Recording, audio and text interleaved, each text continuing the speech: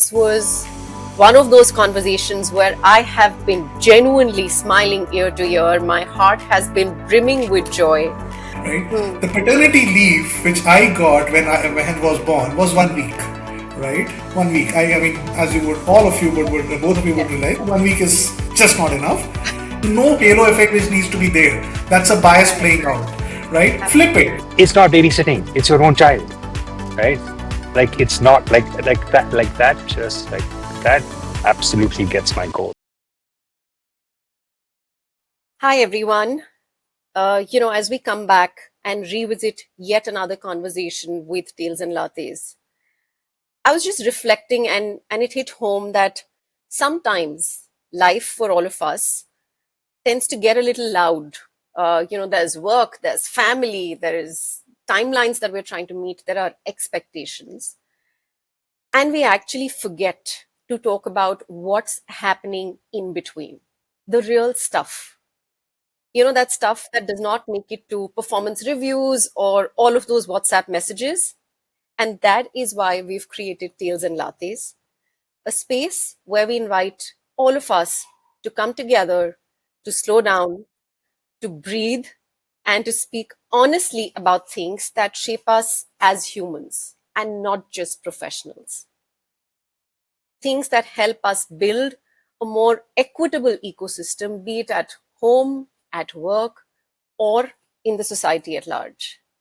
I'm Deeksha, founder of Power Pivot, and I must confess today's conversation is one that's been brewing with me for a very long time. I've been wanting to bring this to life, because there's so much that we all hear and talk about: working women, mothers navigating careers, returning after maternity break, rebuilding identities, and that's absolutely necessary. But there is a part of the story that we unfortunately don't hear or talk about enough, and that's about fathers. Fathers who are figuring out what ambition, success, care, and identity look like in a world where we're all learning to share emotional responsibility. Men who are learning that being emotionally present does not mean one is diluting ambition. It possibly means we're deepening it. So we call today's conversation Fatherhood Amplified because today fatherhood does look very different. It is happening way beyond the 9 to 5. It shows up in between the school drop offs, the time that is squeezed between your work calls, the mental juggle, the silence of figuring it all out. And most importantly, that courage to rewrite what being a father and a leader can look like at the same time. And the truth is, until we get and create that support, space, vocabulary to be understood in reality as parents, be it the mother or the father, this emotional, invisible, heavy lifting will continue to fall on mothers, right? And that's not sustainable. So today we're bringing this truth forward. We're unpacking a lot of realities with two incredible voices. We have Saurabh and Rohan with us in this virtual room. Call them leaders, call them fathers. I like to call them as humans who are just reshaping how reality can look like. So welcome aboard, Saurabh and Rohan. Glad to have you both with us in this virtual room today. Before we dive in, I'd love for both of you to come in and share your journeys. Not necessarily the LinkedIn version, because that is something that our viewers, listeners can just go and look up on LinkedIn, but the real lived one. So I'd invite you to go in. Whoever would like to go first, possibly Saurabh, followed by Rohan. Sure. Absolutely. Thanks a lot, Diksha. Thanks a lot for that super brilliant introduction and the warm welcome. Delighted to be here on this podcast of yours and on topic, speaking on this topic, which I'm sure Rohan will also say a similar thing, is very close to my personally. right? Now talking about journey, you while you put the caveat there, not the LinkedIn version, mine is actually not different, right? So the way I introduce myself, and I've been introducing myself for almost 9 years since the time that transition happened for me becoming a father. So I'm Meher's father, who turned 9 earlier this year. I'm an entrepreneur, as my title out there says. I'm the founder and CEO of Pro Growth People Solutions, an HR practitioner, an author, and a marathoner. Those are the things which I end up doing in that order, and that's how my priority works as well. So it always obviously is as Meher and then followed by everything else. Yeah, I'm going to restrict myself to this much at this point in time, but looking forward to the conversation. Over to you, Rohan. Thanks, Saurabh. And I basically, I'm a father of two, a 13-year-old and a 9-year-old, and I learn from them every single day. And, what I've learned over the last 13 years as a father is certainly that you can take nothing for granted. Every day is a new day. And that's also somehow reflected in my professional life, where, I work in a very dynamic space. I've worked in sports for over 20 plus years and also worked in corporate communications, and really the whole idea around what I do is fundamentally telling stories, and which again connects very well with what I do at home, which is telling stories. Sometimes to get myself out of trouble with my kids, but sometimes to genuinely just engage them and broaden their horizons and broaden mine as well at the same time. So I think for me it's really like you said, Deeksha, it's a sort of infinite loop, if you will, or a the millennium snake in some sense. And idea is you grow every single day. There is this whole tale of the child gives birth to the mother, but I think it's equally true of the father as well. Music to my ears, I must say. Thank you both for sharing a little bit about your stories, and we're going to unpack a lot more as we move along. Before we delve into anything else, I think it's just very important because, like I said at the start, there is so much that we hear about and we talk about when it comes to the changes that a mother goes through physiologically, psychologically, emotionally, mentally, and in all other ways. I just want to hear, come in here and spotlight and understand from the two of you all, how did fatherhood shift you as a person, as a partner, as a professional, just as someone who looks at life and lives life? Did you go through any key shifts once you became a father and once you embraced fatherhood? And also, maybe how did it, if in any way, reshape your relationship with anyone back at home, or just your renewed sense of ambition that you kind of got after fatherhood? Yeah.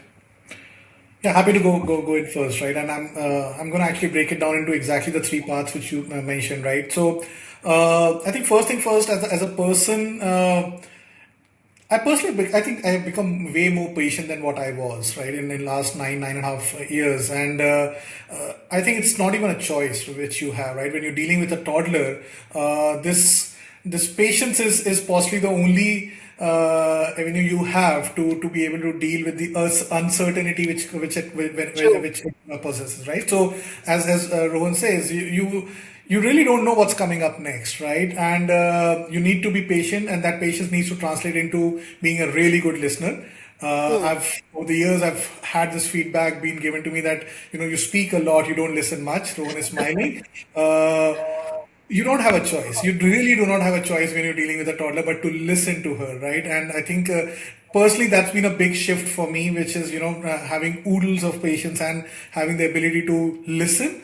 As vague and as distorted that version of a toddler would be, you need to be present and you need to be listening to her to be able to then do justice to that conversation itself, to be able to do justice to that individual, right? All said and done. And I think that to me has been a biggest shift as personally. As a partner, I would say, the realization that getting into a parenting journey, right, is as new for my wife, for my partner, as it's for me, right? And therefore, we both are figuring it out, right? And very quickly, and one of the things which Rohan and I relate to, we both are pretty passionate about sports. It's a team effort. I think that realization is very important, and I fundamentally believe in this quote which Michael Jordan said, Firstly, one of my favorites, that if a team has to win, every single person in that team has to win. Only then the team is going to win, right? Now, Mm. if this small unit of ours, which is me, my partner, and my daughter, is a team, right? Or say me and my wife is a team bringing up this kid whom we have brought into this world, then each one Right. of us needs to win, right? Each one of us needs to win together, right? So stepping into her shoes and not putting those boundaries which have been called in for years and years together, Mm. and being available to do Right. whatever it takes for us to succeed as a team, right?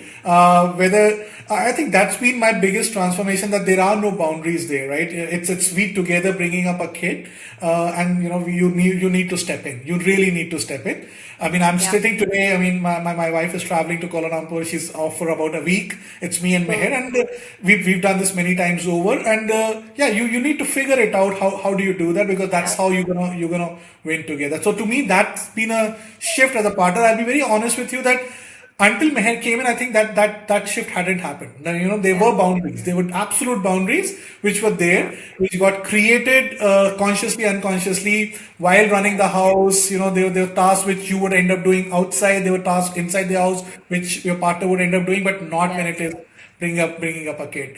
There isn't something which uh, either of us hasn't done, right, or is not capable of doing, for that matter. As a leader, I would say that the biggest shift has been, ruthless prioritization. I think Yeah. ruthless prioritization and cutting out things which are seemingly or which are not important, right? Mm. Cutting down on meetings, right? Cutting down on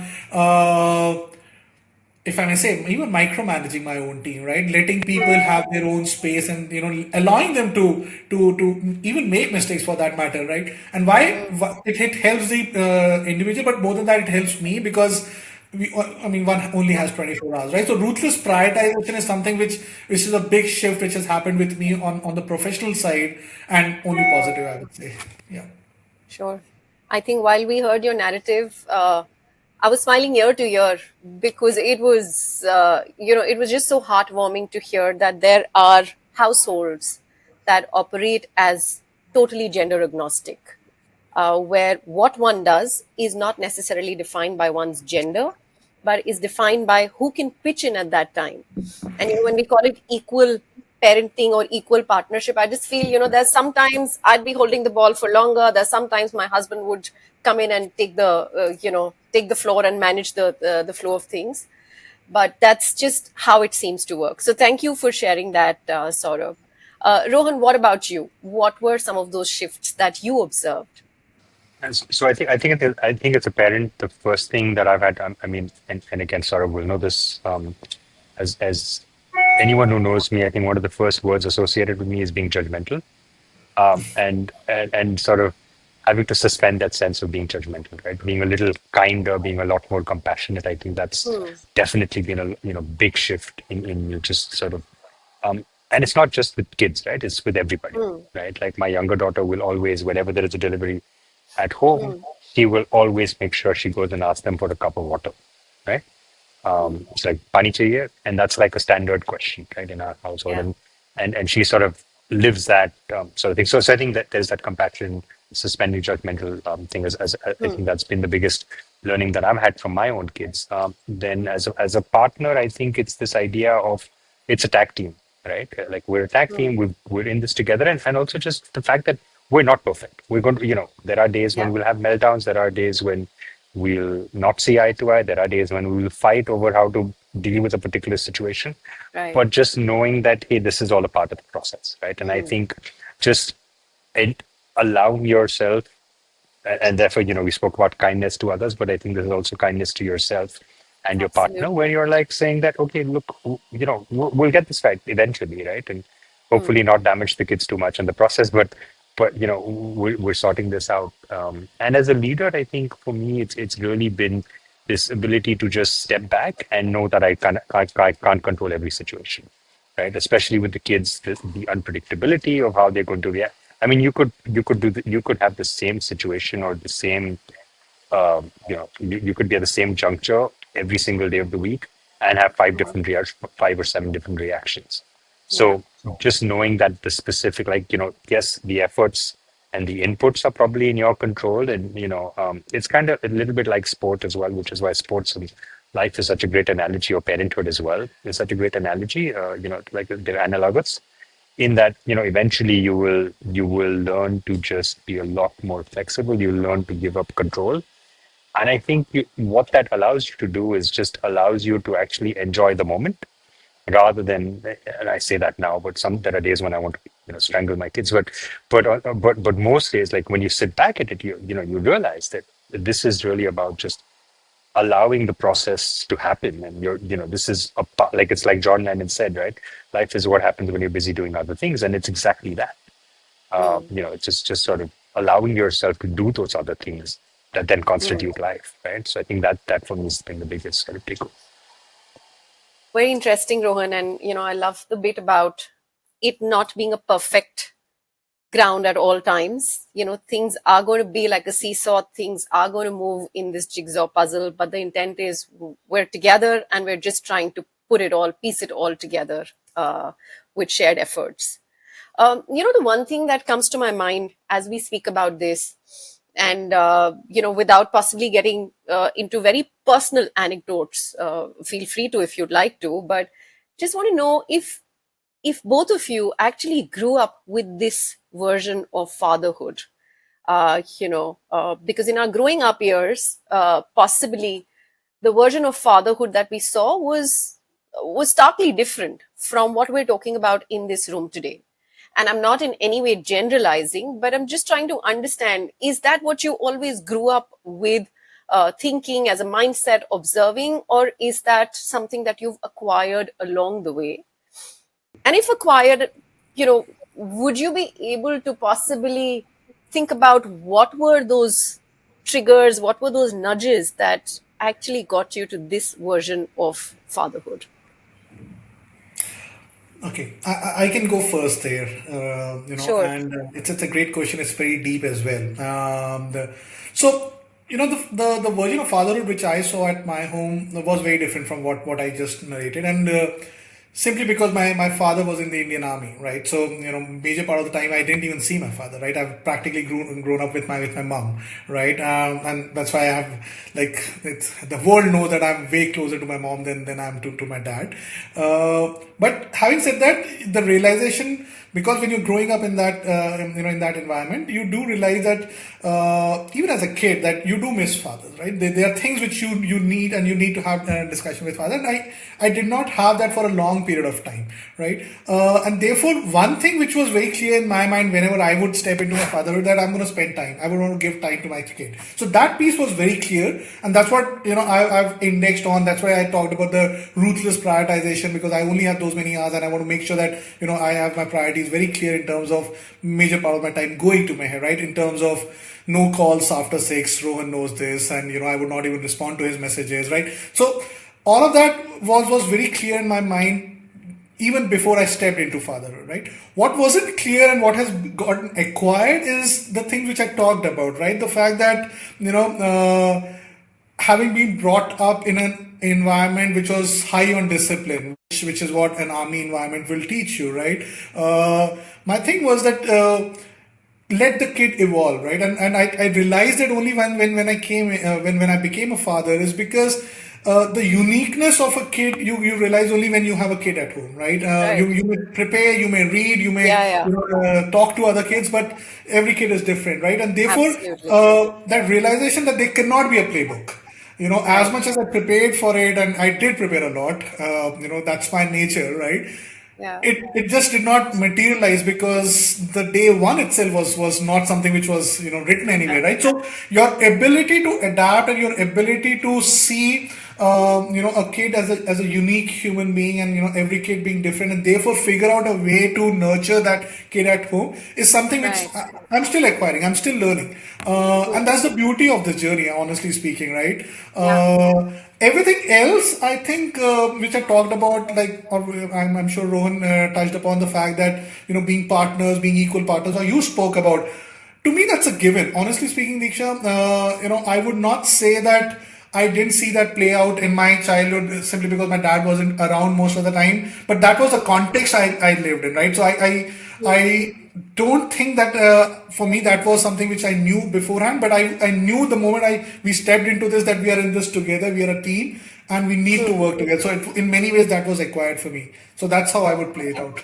Okay, fantastic. Thank you. Thank you so much for that share. And thanks for putting your personal story out there with us.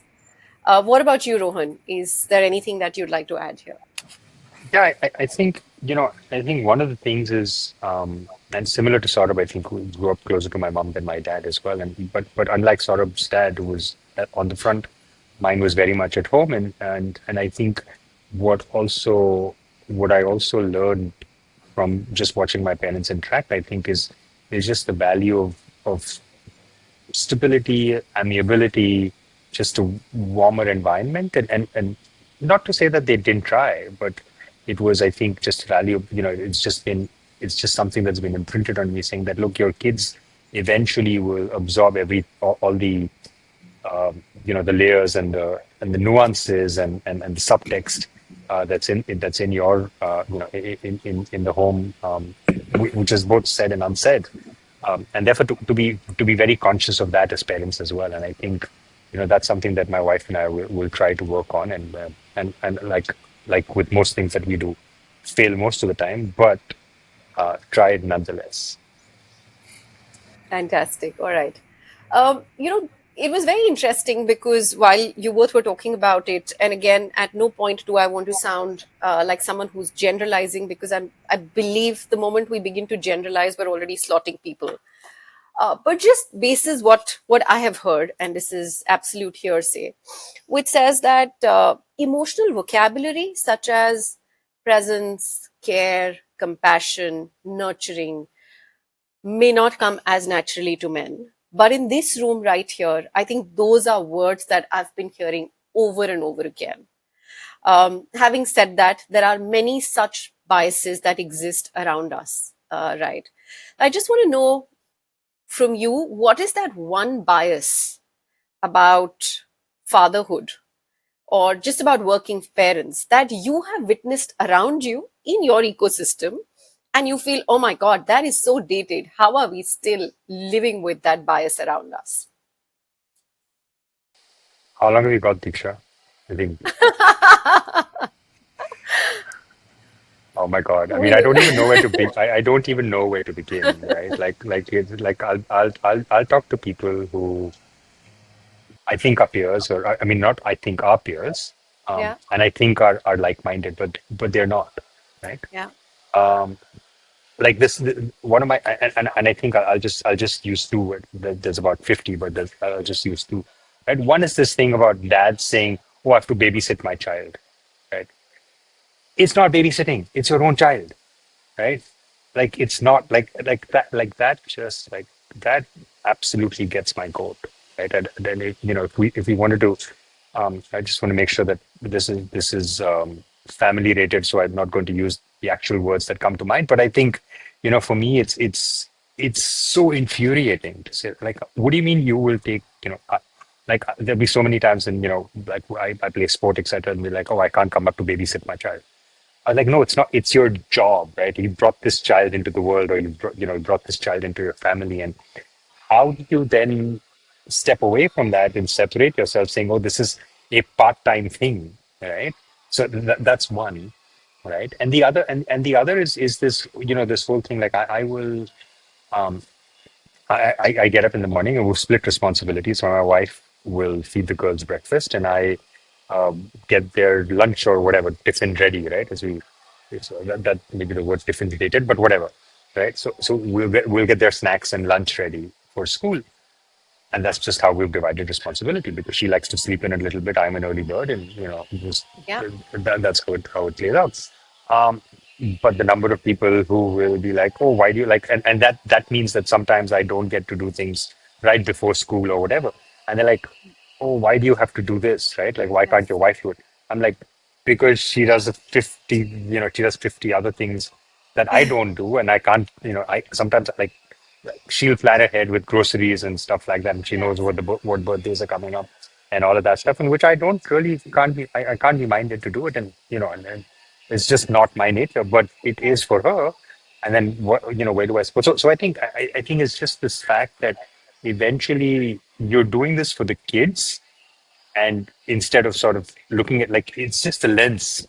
I feel is, that the datedness comes from the lens that you're using, which is that, everything's about me because I'm the bread earner or the primary bread earner, and which in some cases, in some households it's true, in some cases it's not true, where the wife is the primary bread earner, right? Like for entrepreneurs like Saurabh and me, like, we know our wives are keeping the regular lights on, right? But on the other hand, even in that case, people will be like, "Oh yeah, yeah, she has to go home and cook." Like, I'm like, "What do you mean she has to go home and cook?" Right? Like, order in, man. Like, you're like, and I know that sounds privileged, but I'm just saying that for me, it's things like that. I think Absolutely. is absolutely nuts.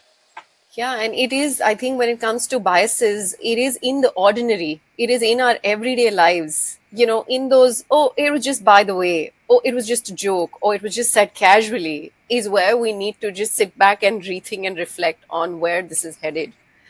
Thank you for sharing some of those biases. Oh my God, so many of them hit home with me. Yeah. And the one that I have grown up in my professional journey with is, if you are traveling, who is going to babysit your child? And it just totally, like you said, infuriates. It just totally gets the wrong side of me, because people just don't understand. And again, I think, I've come to this point in my head where I just somewhere feel sorry that we still have some of us who are living with this dated version of how life has to be. And in no way am I preaching that this is the right way, but come on, let us make it an equitable system and let us not tie ourselves down to dated versions of who's supposed to show up for what chores. So thank you for that. Saurabh, can't wait to bring you in. Yeah.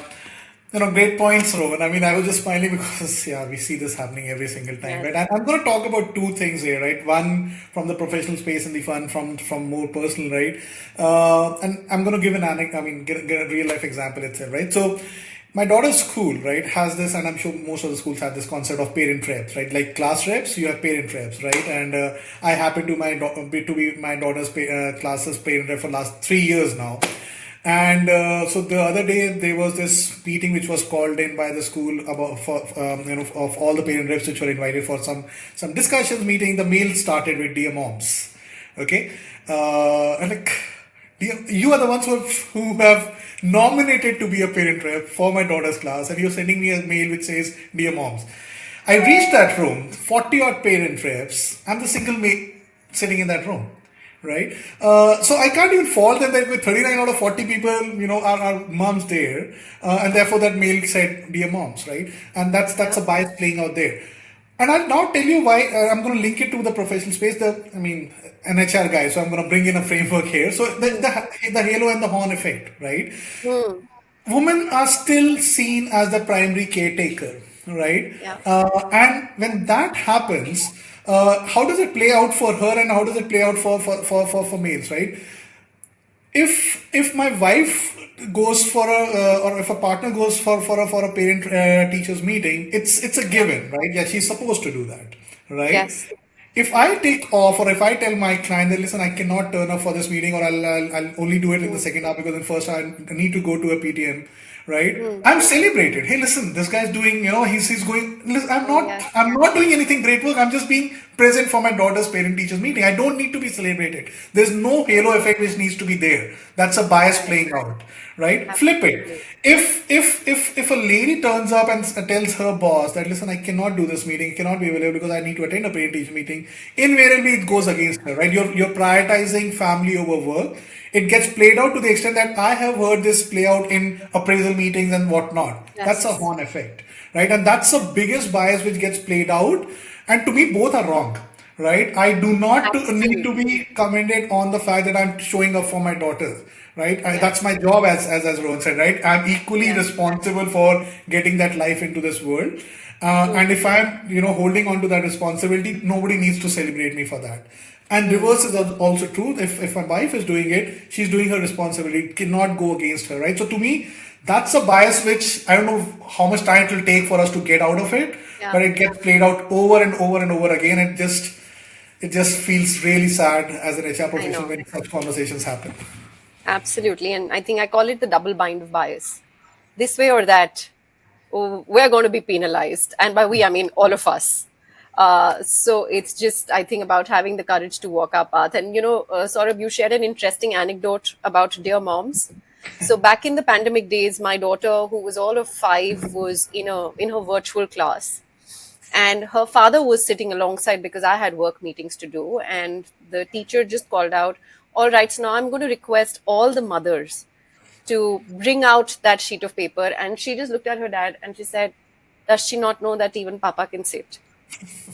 And when she came out of the class and she told me, so I said, "Next time your teacher says, dear, all calls out to all the mothers, please raise your hand and ask them, ma'am, can my dad do this as well?" Because I think it's just with these small little things that we can knock, nudge, and possibly think about normalizing some of these things. But I also want to be fair here, that what may seem like a normal to us may be an anomaly for a lot of us. Right.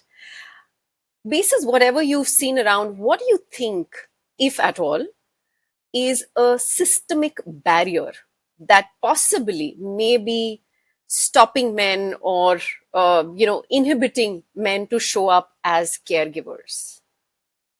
Could it be just the biases that we spoke about? Could it be a deeper cultural ingrainment? Could it be a social conditioning? Could it be some kind of pride, or anything else that comes to your mind? Rohan, you want to go first? Yeah, I mean, I think I think a lot of it has just got to do with this idea that, and I'm just going to say it, like we're a society run by men, right? And I think that's really like if you really like this idea of half the sky, like half the sky, like 50% of this world is women, right? And and and if you just step away from yourself and how seriously you take yourself as a man, as Saurabh and I, we're both sort of cis hetero men, right? And sort of just decide to say that, look, we've got to share this world, and it's not about gender. It's not about. Yeah, it's just about like it's coexistence. It's the same. We talk about racialism, we talk about casteism, we talk about all of these things, and it's high time. I feel we're almost, I wonder if we sort of put it as a ism, if genderism became a thing, right? I mean, we talk about feminism, but feminism is about this fight against this, for lack of a better word, maleism, right? And and and what, like, the problem is that conflict, right? And I think I think a large part of it comes from us simply not. And I'm sorry, maybe this is way too philosophical for this conversation, but like we really don't acknowledge it as a conflict. And I think that's where it really comes from. And because we just accepted the fact that the world is run by men, when quite frankly, I mean, Saurabh and I wouldn't be sitting here, and Deeksha, I mean, frankly, you as well, wouldn't be sitting here if it wasn't for a woman, right? I mean, how do you sort of move on from there? And I don't think, and people will be like, oh, that's because, when I talk like this, they'll be like, oh, because you're a father of two girls. I don't think it's got anything to do with me being, like it's just having seen how much, and especially from the world that I come from. I mean, the number of, like, right from the Koliwalis, the fisherwomen in the markets, to the hardworking women of you see in the Mumbai locals, like, you just realize that the burden of society actually is on the woman, right? Whether it's primary health care, whether it's getting the food right. I mean, the most important things, whether it's getting your child to school and getting them educated, the most important functions of society today are done by women. I mean, yes, men are out there earning the money that pays for it, but that's only because you've made the construct like that. If you actually started paying the women for the work that they contribute, I mean, and this is again going into an economic argument, but like just acknowledging that, I think it's the flip really comes from just acknowledging it, right? Is to say that I do agree. rather than saying, oh, tum to ghar pe baith ke ye kar le, or like Mm. tum to ghar pe hote. But yeah, that's the whole point. I mean, you can go out there because she's at home, Yes.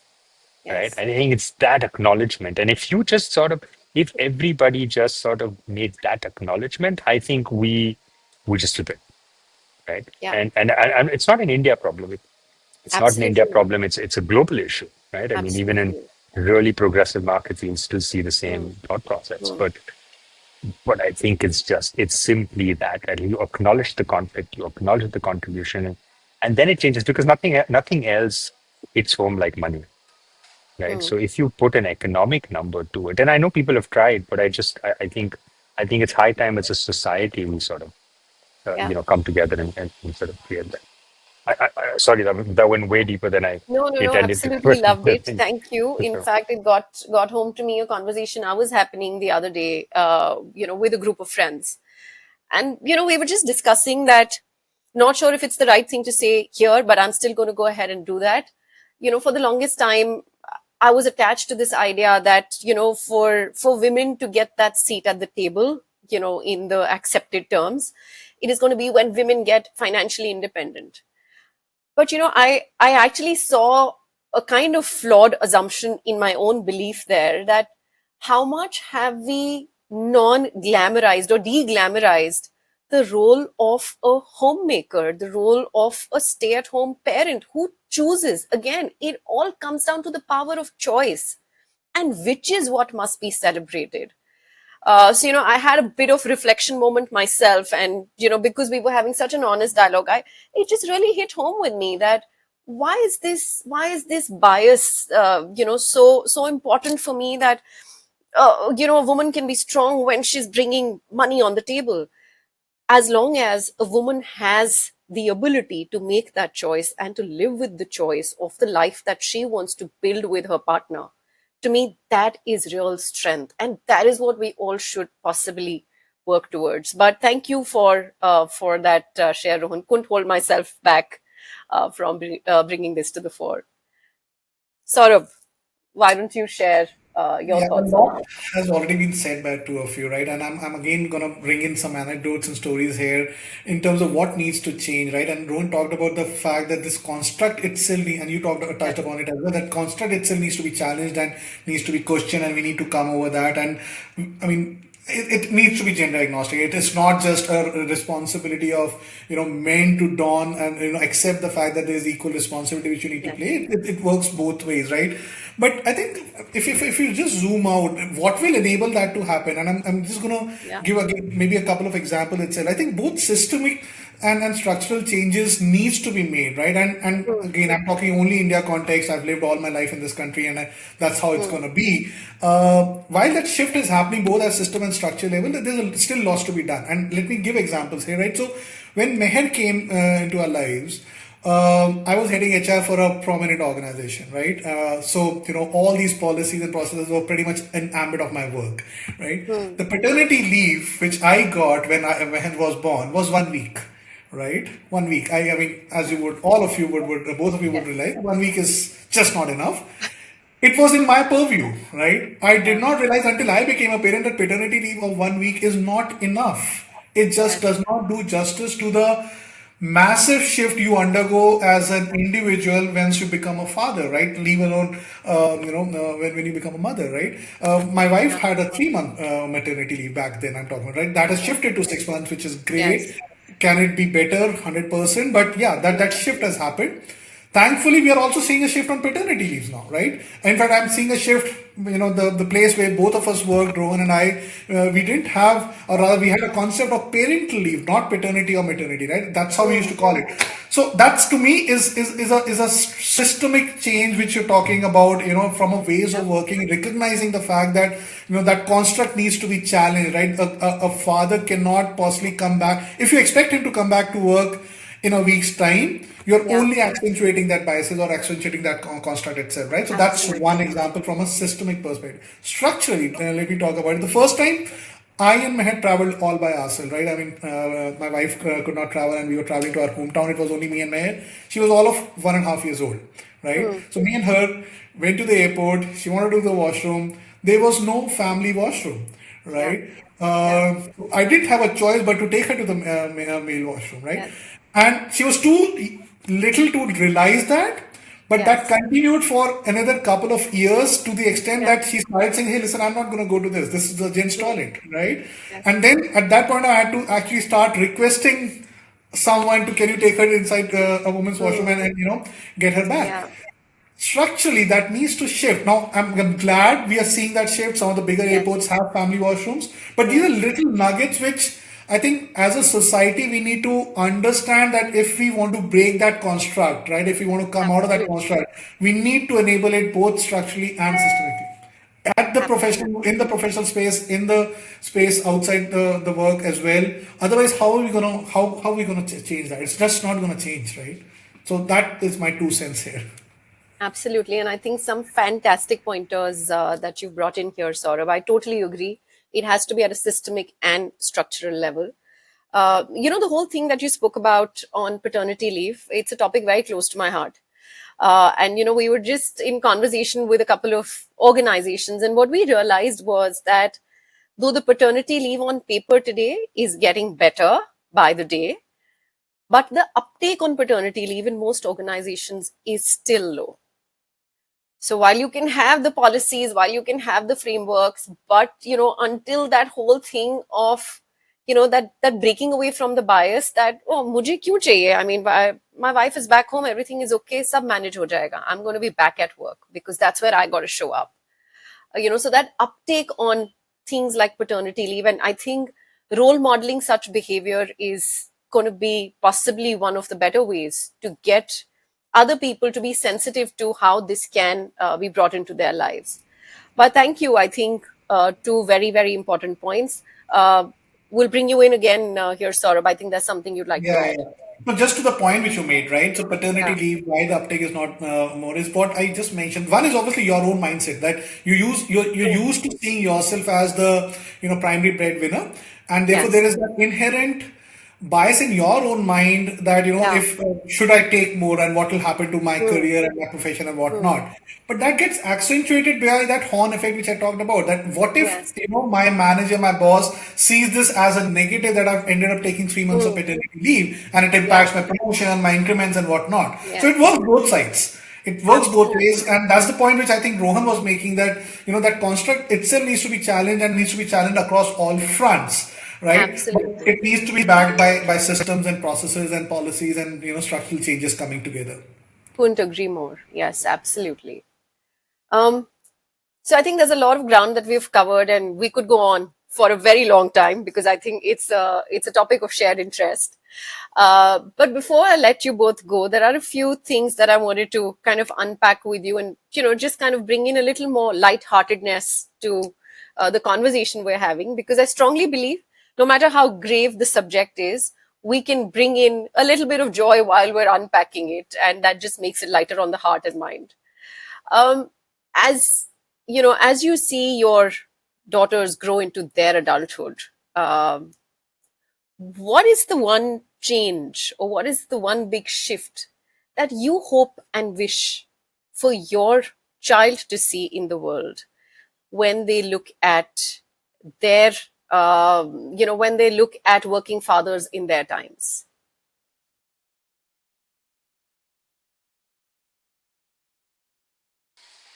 Yeah, I'll just go for it. I mean, but I think it's that um, they don't see them as fathers. They see them as parents, right? Hmm. They see them as someone. Yes, I mean, there are gender specific things that they will do, um, right? Such as use urinals, but uh, but they won't really they won't really be fathers in the sense that we had fathers, right? Hmm. And I think that's like I genuinely hope that we will see that, or my kids will see that day.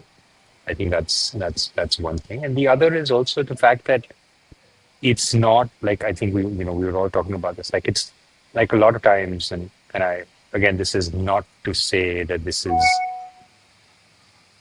I'm not. This is not for any brownie points or any sort of blowing my own trumpet. But like I'll be giving simple. I'll be doing simple things like giving the girls dinner, or back in the day giving them baths. Um, and my in-laws or my wife's family was like, oh, Devkanya so lucky. I'm like, it's my kid. You know what I mean? Like, why would I not be giving them a bath or feeding them food? And so it's stuff like I wish that stops. Yeah. Right? I wish because that's the economic argument, Yes. right? Because he'd rather be doing something else with his time, but look at the bigness of his heart that Yes. he's decided to give these kids a bath, like his own kids. Yeah. Like Yeah. God bless him, he's bathing them and cleaning them. Like who does that, right? No, but you know what I mean. But I wish that Yeah. changes. Yeah. And we don't like it's we come to expect it and not it's you've got to expect it like if you want a child, like that's what you're signing up for, right? Like you don't get to have a choice in the matter. And I think that's what True. I hope changes. Wow. Absolutely. I wish for a world like that very soon. Well, thank you for sharing, Rohan. Saurabh, what would you Yeah, say to I that? mean, there's a reason why I asked Rohan to go first because it just makes my job easier. He just puts it on a platter, and I need to do a plus one to that, right? And yeah, I mean, as cliche as it may sound, yeah, I just wish that when Meher grows up, she doesn't see a world which has created these boundaries, artificial boundaries, right? This is what men do, True. this is what women do, right? And that's something which Rohan and I have spoken about many times over. We speak to our girls as well that it's not because it's not that football is played by boys, right? And you do Kathak. No, you Yes. you, you very well can play football. She has a boy in her Kathak class, and it's perfectly okay, right? Yes. I think. I just hope and wish that as she grows up and as much as we are trying and we are making sure that she doesn't have those boundaries in her mind, the world itself doesn't create those boundaries because then it'll be kind of a dichotomy in her mind that what she was taught at home versus what is happening outside in Yes. the outside world is Yes. completely different, right? And that's to me is the biggest hope I have. Because I just feel that the world would be a far better and a beautiful place if that happened. That to me is the only wish I have. Absolutely. I think I'd second that. I'd wish for it. I'd hope for it for all our children to really grow up Yeah. into a world like that. And sorry, just to add to what Saurabh's saying, right? And just take 30 seconds is basically I also wish Meher and my girls, like everyone, And if they mine. don't find and yours, if we don't find a world that way, they'll have the conviction and the support from us to be able to fight it, right? Yeah. And to actually say, no, this is a fight worth fighting. Please go ahead. Yes. You have my backing. I think Yes. that they need that assurance as well. And I think that's the world also I wish for. Absolutely. Absolutely. I hope our wishful thinking does come to life. And to my mind, there's no reason why it wouldn't, because it's all well intentioned and it's coming from a place of action where we're living our realities every single day. I have to say this was one of those conversations where I have been genuinely smiling ear to ear. My heart has been brimming with joy because of the way the two of you have absolutely normalized some of the things that actually sit in boxes. So, thank you. A lot from this conversation today is going to stay with me for very, very long. Thank you for reminding me, and hopefully for everyone else who listens to this. The future of us building an equitable world is not just about women rising, it's about men being with women and all of us being allowed to feel, to ask for support, to show up for one another without losing face. Because I think the moment we begin to see fatherhood as more than provision and more as care, as presence, as I love the partnership that we spoke about, and shared emotional labor, everything will shift. Our children will grow up seeing a very different model of strength. And maybe that is just what we all have been waiting for, wishing for, and hoping for. So, Saurabh and Rohan, thank you so much for showing up with all openness, all heart, for naming realities that we don't say out loud, and for modeling what being a parent can look like. Here's to more truth, more space, and more courage to rewrite this narrative together. Thank you, everyone, for being in here with us.